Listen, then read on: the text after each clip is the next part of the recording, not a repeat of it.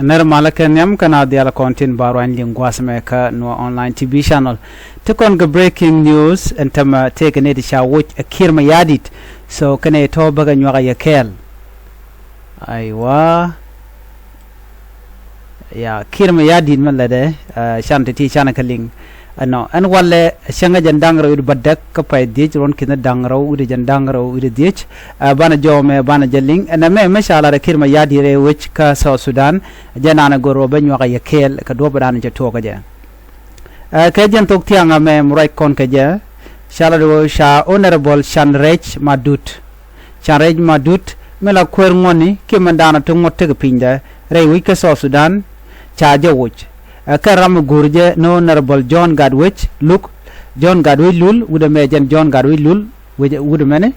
John Gadwich lul chaje wuch kene Shanrej Madut jen shanena de me kan dial chako wuch so chajo mo chajalat mere den gwabe me chako wuch ka ngot war ganam shagor ka shari ale kan go chicken bila loire kwara kiir mayardit ke relief ke chaka wuch ngane jeno kane de dongde me chaka wuch en go biko loire kwarka be baje ma chicken bin mallo tin ajen dana te ke kiir mayardit goro jeno kane diala ti be ka wuch no so jo me mirten community na cha nyogo lat gwase me cha wudo dien me Dr. Benjamin Bakdeng kene wudo dien me la honorable un michal ke tranquilo nyumbi no cha gwal gwan ken ne ti kan ku cha lan ga gwan ken gwan ne ti kan dangro ano cha jo mo cha jalat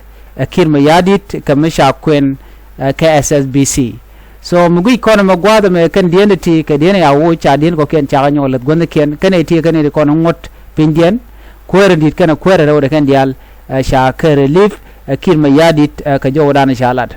biya ngaja gwano kiir mayardit gorje no kan dial ti tilet che ka dong ken de kono entere wich ka South Sudan ti la kwar baga wo ken dial teram budot